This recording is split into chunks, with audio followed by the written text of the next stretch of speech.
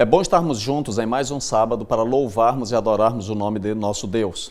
Como falamos desde o início do ano, em cada 13º sábado deste ano traríamos um tema relacionado com a história da igreja. Estamos fechando 2015 e eu quero apresentar para vocês este tema que é As portas do inferno não prevalecerão. Quando nós abrimos a Bíblia no livro de Mateus, capítulo 16, versículo 18, nós lemos a palavra de Deus da seguinte forma. Abra sua Bíblia agora onde você estiver, em cada congregação aqui no território da Associação Sul do Pará. A palavra de Deus diz da seguinte maneira: Também eu te digo que tu és Pedro, e sobre esta pedra edificarei a minha igreja, e as portas do inferno não prevalecerão contra ela. Um homem chamado Dudley Marvin Cartwright foi um famoso pastor adventista, um grande pregador e profundo conhecedor da doutrina. Ele fez uma declaração muito interessante dizendo que a nave adventista, o barco adventista, não iria chegar no porto e ele iria se quebrar completamente. Ellen White escreveu para Cartwright dizendo as seguintes palavras: Tive um sonho impressionante na noite passada. Pensei que o irmão estivesse num navio solidamente construído, navegando em águas muito agitadas. Por vezes as ondas passavam por cima e o irmão ficava completamente molhado e dizia: Vou descer deste navio, ele vai afundar. Não, dizia alguém que parecia ser o comandante, este navio vai entrar no porto, nunca há de afundar. Mas o irmão respondia: Eu serei arrebatado pelas ondas. Como não sou comandante nem piloto, quem se importará? Vou tentar aquele navio que o Senhor vê lá adiante. Vou ver o comandante. Não o deixarei ir para lá, pois sei que aquele navio vai dar contra os rochedos antes de chegar ao porto. O irmão se ergueu, ereto, e disse com toda positividade: Este navio vai tornar-se um destroço. Veja isso com toda clareza, ou melhor, vejo isso com toda clareza. O comandante fitou com o olhar penetrante e disse firmemente: Não permitirei que o Senhor perca a vida tomando aquele navio. O madeiramento de sua estrutura está ruído de bichos e é um navio enganoso. Se o Senhor tivesse mais conhecimento, discerniria entre o espúrio e o genuíno, o santo e aquilo que se destina à ruína completa. Testemunhos Seletos, volume 2, página 216. Quando Ellen White escreveu essas palavras para Cartwright, ele estava prestes a apostatar, o que ele fez posteriormente, e saiu da igreja para nunca mais voltar e se tornou um dos piores críticos de Ellen White e um dos piores acusadores dessa igreja. O que eu quero dizer através dessas primeiras palavras é que a igreja de Deus aqui na terra, ela está firmada sobre a rocha. Mas o fato de estar firmada sobre a rocha não impede que vários vendavais venham contra ela, como tem acontecido ao longo da história, e eu quero mostrar para vocês alguns pontos, algumas dissidências, alguns vendavais que essa embarcação chamada Igreja Adventista do Sétimo Dia tem enfrentado ao longo da história. Antes, porém, deixa-me dizer uma coisa para vocês. Deus tem uma igreja na terra, como eu já falei em mensagens anteriores. E por ser a igreja de Deus, não é estranho para nós que essa igreja seja costumeiramente ou continuamente atacada pelas ondas procelosas do satanismo. A primeira dissidência que aconteceu na história da nossa igreja foi em 1853.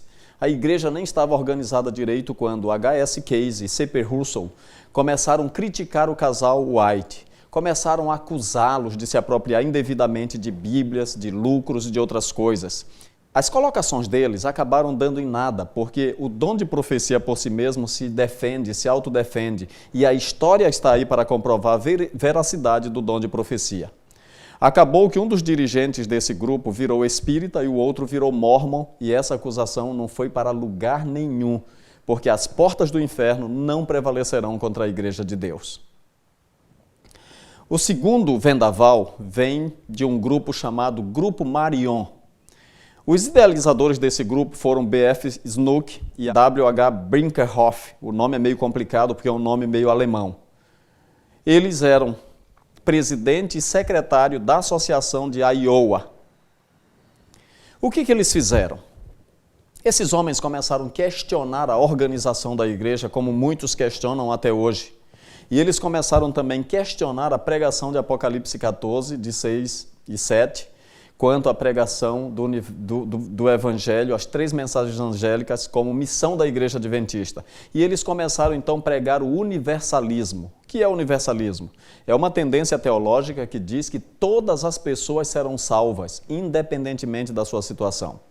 Eles chamaram o movimento de Marion e defenderam um sistema congregacionalista. O que aconteceu é que acabou havendo uma dissidência tão forte que rachou, de certa forma, a igreja e muitas pessoas saíram com eles e eles fundaram um novo adventismo, uma nova igreja. Acontece que não faz muito tempo que um dos nossos líderes, chamado Francis Nichols, teve um encontro muito amistoso com um dos dirigentes desse movimento que acabou ganhando o nome de Igreja Adventista de Deus aqui na Terra. Se eu não estou enganado, é esse o nome. Movimento Adventista, mas com um nome um pouquinho diferente. E ele começou a dizer para Francis Nichols o seguinte: os vossos homens, os vossos líderes tiveram mais visão, os vossos líderes olharam mais adiante. E ele falava isso se referindo às casas publicadoras, aos internatos, ao sistema de educação, aos hospitais. E ele disse isso consciente de que o movimento deles era completamente acanhado e não teve desenvolvimento nenhum. Mas a grande questão é, por que a Igreja Adventista tem toda essa estrutura? Porque ela é a Igreja de Deus e as portas do inferno não prevalecerão contra ela. O terceiro vendaval que a igreja enfrentou foi um vendaval onde alguns líderes começaram a dizer que a Igreja Adventista era Babilônia. Isso começou com um homem chamado A.W. Stanton. Ele era membro leigo da igreja no estado de Montana. E ele publicou um folheto intitulado The Loud Cry, ou Alto Clamor, e ele estava desiludido com a liderança da igreja. E ele disse que a igreja se afastou tanto da verdade que virou Babilônia. E ele dogmatizou fortemente dizendo o seguinte: chegou o tempo para os fiéis e sinceros adventistas descontinuarem seu apoio financeiro à igreja e aceitarem um solene convite apocalíptico: sai dela, povo meu. E ele enviou pessoas para a Austrália para obter apoio de Ellen White em relação às suas colocações. E a resposta de Ellen White foi muito séria e é uma resposta que serve ainda hoje para todos aqueles que continuam criticando a igreja, dizendo que a igreja está em apostasia e alguns que se arriscam chamando-a de Babilônia. Ouçam as palavras de Ellen White: meu irmão, soube que estás assumindo a posição de que a Igreja Adventista do Sétimo Dia é Babilônia e de que todos os que se querem salvar devem sair dela. Não sois o único homem que o diabo tem enganado nessa questão. Durante os últimos 40 anos, um homem após outro tem se levantado, alegando que o Senhor o enviou com a mesma mensagem. Mas permiti-me dizer-vos, como a eles tenho dito, que essa mensagem que proclamais é um dos enganos satânicos destinados a criar confusão entre as igrejas. Isso está citado no livro Igreja Remanescente, na página 54. Qual foi o fim desse movimento? A publicação de 4 artigos de Ellen White com esse tema, e que a igreja não é Babilônia, debelaram esse movimento. E a igreja continua avançando, e esse vendaval passou, porque as portas do inferno não prevalecerão contra a igreja de Deus. O quarto vendaval é um movimento chamado de Movimento da Carne Santa. Em 1899, no estado de Indiana, bem pertinho da sede da Conferência Geral, onde a população adventista era maior, se levantou um indivíduo chamado Albion F. Belanger e o outro era S.S. Davis. Eles eram conhecidos. E o que aconteceu? Começaram a ter contatos com os pentecostais. E S.S. Davis começou a admirar os pentecostais a ponto de dizer o seguinte: nós temos a verdade, eles têm o Espírito. Por conta disso, ele começou a fazer reuniões evangelísticas com o apoio da associação, só que essas reuniões começaram a ser diferentes da nossa liturgia normal. Essas reuniões eram histéricas. E ele começou a propagar e falar sobre o que ele chamava de a experiência do Getsemane, onde os irmãos entravam no êxtase e depois disso eles diziam o seguinte, que após ter passado por essa experiência do Getsemane, semelhante à experiência que Jesus passou, então ele começou a dizer assim: agora vocês não poderão mais pecar, pois não possuem mais inclinações carnais e etc. Esse é um tremendo engano, um tremendo erro. O fim desse movimento é que os administradores que se envolveram foram afastados das suas funções, e S.S. Davis depois foi desligado da igreja, ele mudou de estado. Posteriormente, ele acabou aceitando a ordenação ao ministério na Igreja Batista, mas ele não permaneceu nas nossas fileiras e ele acabou saindo da igreja e esse movimento também não deu em nada. Por quê? Porque as portas do inferno não prevalecerão contra a igreja de Deus. O próximo vendaval aconteceu já pertinho do final do século XIX e é a crise panteísta. John Harvey Kellogg era um famoso médico, o diretor do nosso sanatório em Battle Creek, um homem muito famoso e muito inteligente. A sua família é conhecida até hoje por conta dos alimentos, especialmente dos sucrilhos Kellogg's. Ele tinha planos faraônicos, era um homem que tinha ideias extraordinárias e, por ser muito bem articulado, às vezes ele queria manipular até as decisões da Conferência Geral. Acontece que ele, então, na sua ambição de ampliar o sanatório, ele escreveu um livro intitulado The Living Temple, ou Templo Vivo. E esse livro, ele traz muitas facetas de uma heresia chamada panteísmo, que prega que Deus está em todos os lugares. Deus está nas folhas, Deus está no vento, Deus está nas pedras, Deus está nas árvores, e ele está associado às obras da criação. Em outras palavras, tudo que nós olhamos na natureza é como se fosse uma extensão de Deus. E isso não é bíblico. E isso trouxe grandes dificuldades. Acontece que esse livro foi mandado para a nossa editora chamada Review and Herald. E eles aceitaram o manuscrito. Mas isso não era plano de Deus. Acontece então que antes do livro ser editado pela Review, aconteceu um incêndio imenso, a ponto dos bombeiros dizerem que quando eles jogavam água no incêndio é como se estivessem jogando gasolina. Ellen White, posteriormente, teve uma visão onde ela disse que ela viu o anjo com a espada desembainhada sobre Battle Creek. E foi o anjo que tocou fogo naquela editora para que não publicasse esse livro que seria tão nocivo. Nesse ínterim, chega o momento da Assembleia da Conferência Geral de 1903. A situação era complicada. O presidente naquela ocasião era o pastor Arthur G. Daniels. E ele estava tão abatido que ele saiu para casa depois daquele dia de trabalhos e ele foi desafiado por algumas pessoas e quando ele chegou no hotel, estava ali no quarto dele uma carta que Ellen White tinha enviado da Austrália ou da Califórnia para ele. E nessa carta havia um conteúdo tremendo, um conteúdo extraordinário. E Ellen White escreveu para ele dizendo que ela viu numa visão um navio e alguém gritou, iceberg à frente, iceberg à frente. Mas ela ouviu também, nessa visão, o comandante do navio dizendo, enfrente o gigante, enfrente o gigante. Arthur Daniels tomou coragem. E ele entendeu que o gigante era aquele desafio do panteísmo. E ele leu essa carta diante da Assembleia da Conferência Geral e eles romperam completamente com as ideias que estavam assediando a igreja naquele momento, as ideias panteístas. Houve avaria? Sim. Houve perda? Sim.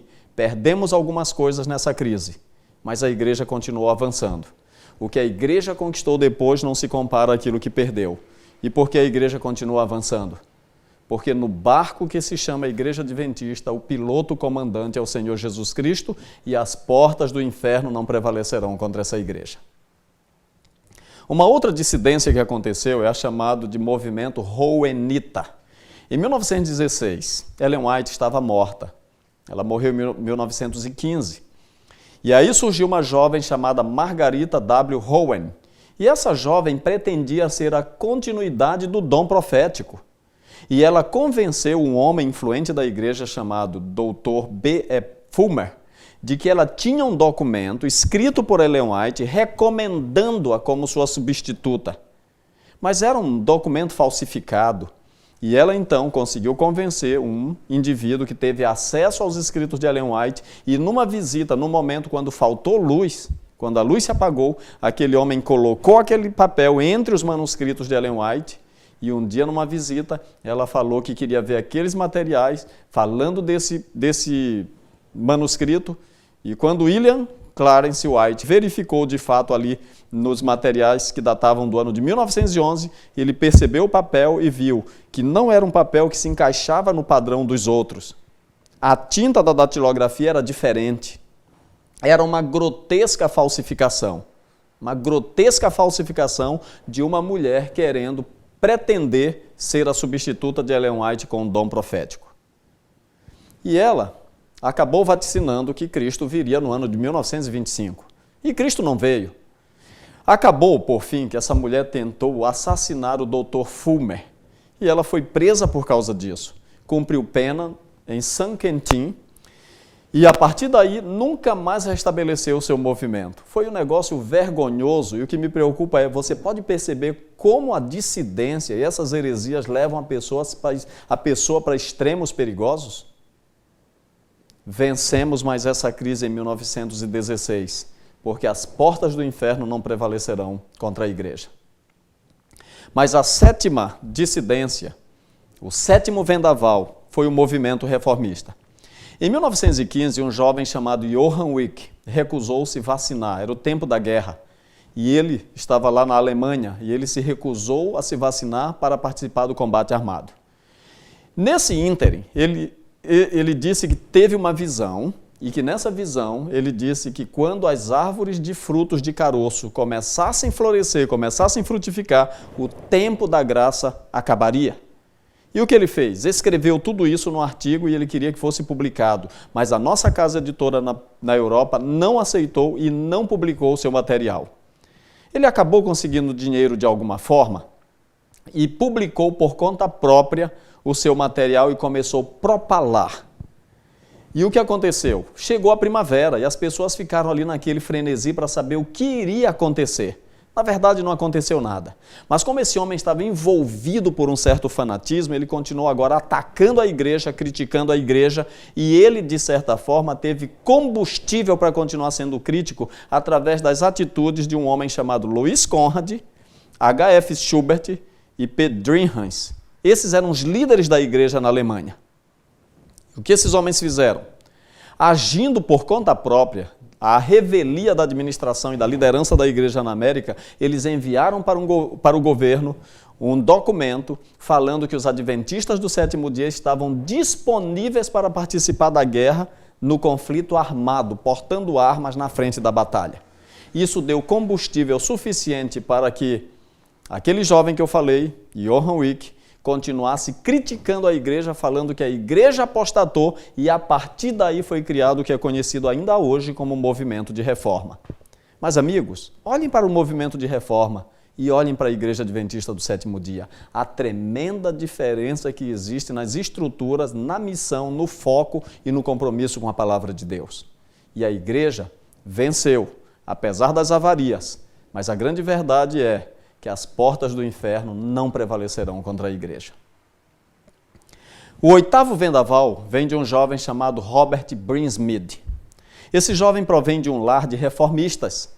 E ali ele estava acostumado na sua casa a ouvir críticas contra a igreja, todo dia ouvindo críticas e mais críticas contra a igreja adventista do sétimo dia.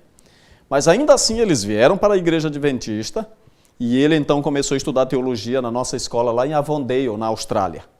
E esse jovem, no seu primeiro ano de ministério, ele escreveu uma monografia onde ele já se coloca contra a posição dos adventistas em relação ao santuário e ele assevera com toda a sua força que o Espírito Santo só seria derramado depois da erradicação dos pecados lá no santuário celestial. Agora, queridos, no terceiro ano, ele escreveu uma outra monografia de 131 páginas, chamada A Visão junto ao Hiddekel, onde ele fala ali sobre o rei do norte e o rei do sul, e ele diz então que o rei do norte, que ele caracteriza como papado, estava invadindo o Monte Santo, que ele caracteriza como a igreja adventista, e estava poluindo a igreja, trazendo heresias para dentro da igreja, e ele então começa a dizer que a igreja apostatou também. Mas ele cometeu um outro erro, o erro de fazer uma analogia entre o templo da alma e o santuário celestial. E esse homem, por conta disso, ele acabou indo para o perfeccionismo. Robert Brinsmead causou muitas dificuldades na igreja, mas o subproduto final da sua teologia é a teologia do perfeccionismo. Qual foi o fim de Robert Brinsmead e seu movimento? Ele saiu da Austrália para os Estados Unidos, ele foi convidado pela administração a não continuar seus estudos e ele veio para os Estados Unidos, ele conseguiu dinheiro, ele começou a publicar materiais, mas ele tinha um problema. Ele adulterava os escritos de Ellen White para dizer o que ele queria que fosse dito e não aquilo que ela estava dizendo. Em 1971, ele abandonou a teologia do perfeccionismo, renunciou à crença no dom profético de Ellen White e transformou a guarda do sábado em algo apenas do culto judaico. Por isso, Robert Brinsmead pode ter aplicadas para ele as palavras de Moisés acerca de Ruben, filho mais velho de Jacó. Era inconstante como as águas. Hoje nós quase não ouvimos falar de Robert Brinsmead, mas a Igreja Adventista continua indo na direção do porto seguro, porque as portas do inferno não prevalecerão contra ela. O nono vendaval, que para mim foi um dos piores, vem de um homem chamado Desmond Ford, ou Movimento de Desmond Ford. Desmond Ford era australiano, um teólogo brilhante, um homem com profundo conhecimento bíblico e que deu uma grande contribuição na formação de muitos pastores. Ele foi convidado como professor para o Pacific Union College, lá nos Estados Unidos. Mas no dia 27 de outubro de 1979, ele fez uma declaração bombástica enquanto falava para os alunos e para os administradores ali naquela escola.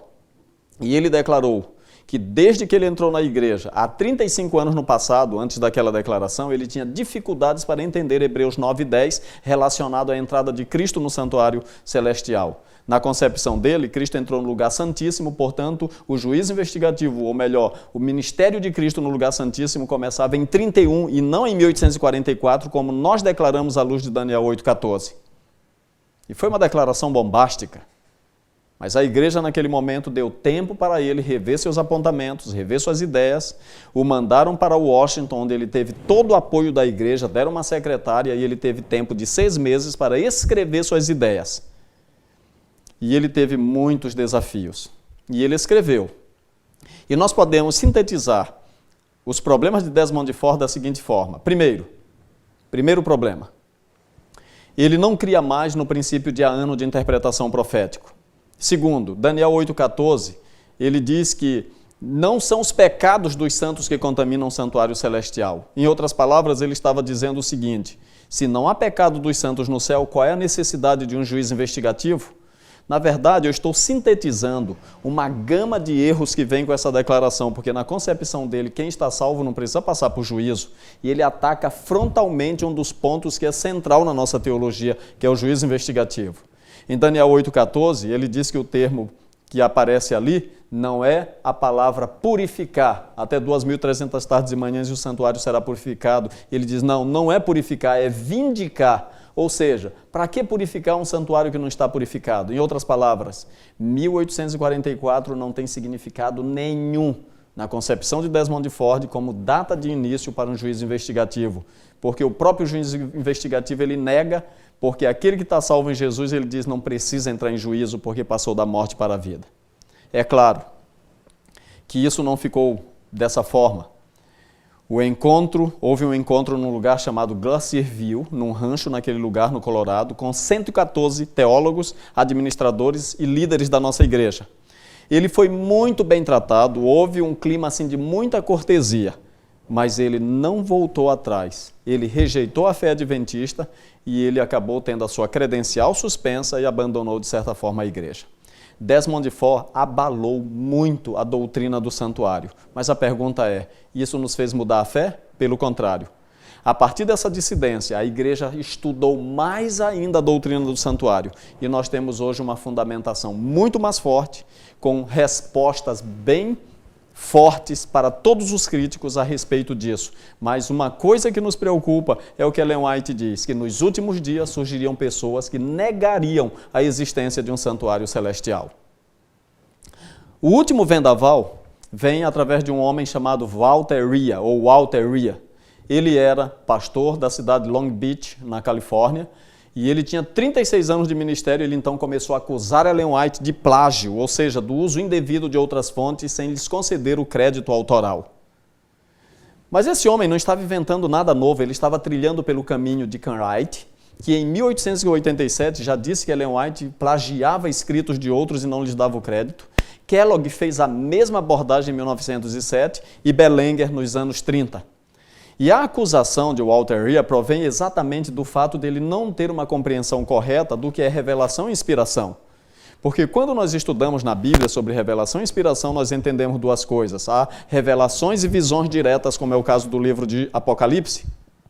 Mas nós temos pesquisas e escritos tirados de outras fontes, como é o caso do livro de Lucas. E a inspiração não está no ditado verbal. Os profetas, eles não são pessoas que funcionam como se fossem taquígrafos.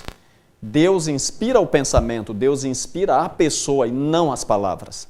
Ele escreveu um livro, então, intitulado The White Lie, ou A Mentira White ou A Mentira Branca. Qual foi o resultado da vida de Walter Rea?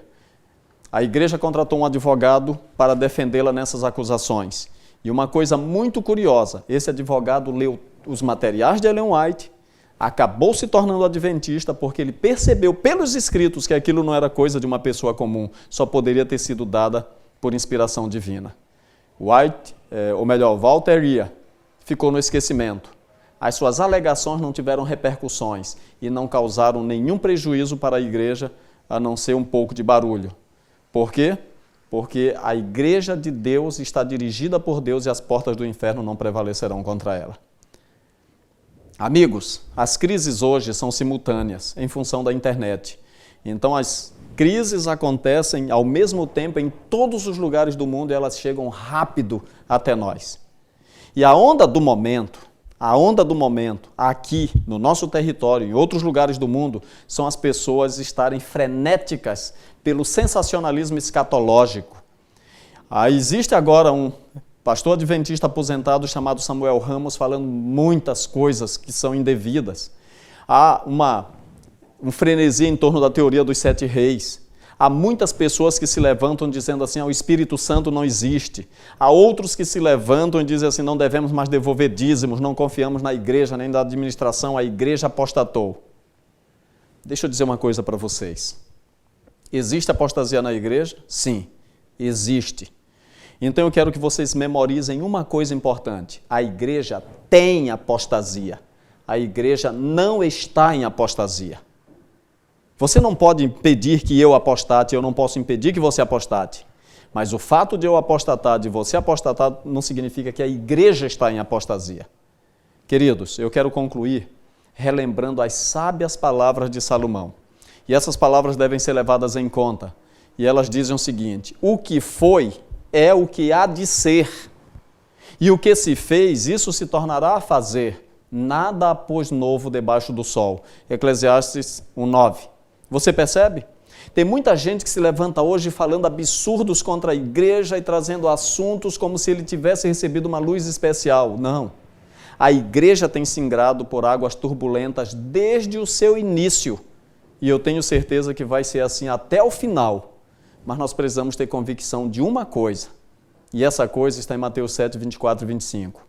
Todo aquele, pois, que ouve estas minhas palavras e as pratica, será comparado a um homem prudente, que edificou a sua casa sobre a rocha, e caiu a chuva, transbordaram os rios, sopraram os ventos e deram com ímpeto contra aquela casa, que não caiu, porque fora edificada sobre a rocha. Queridos, essa é a igreja de Deus. E permitam-me contar uma experiência para concluir. Uma criança estava no navio brincando. O vendaval lá fora era enorme, muitas ondas procelosas, muito barulho. A chuva, de certa forma, caiu, os ventos eram fortes. O único instrumento na terra sobre o qual Cristo dispensa especial cuidado. Quer você, nesse momento, renovar seu compromisso de fidelidade a Deus e de permanência na sua igreja? Quantos querem? Se você quer, levante sua mão agora. Feche seus olhos e vamos orar. Querido Deus, firma em tuas mãos os teus filhos em todas as igrejas, em todas as congregações deste território. Toma conta de cada um dos teus filhos e nos ampare para que possamos te amar, te servir e te louvar de coração. Firma-nos na verdade e que nada venha nos afastar da tua igreja, da única nave que tu tens neste planeta. Do único navio que está singrando em águas perigosas, mas há de vencer e vai chegar no porto seguro, na Canaã celestial, porque as portas do inferno não prevalecerão contra a tua igreja. Nós te louvamos por tuas bênçãos em nome de Jesus. Amém.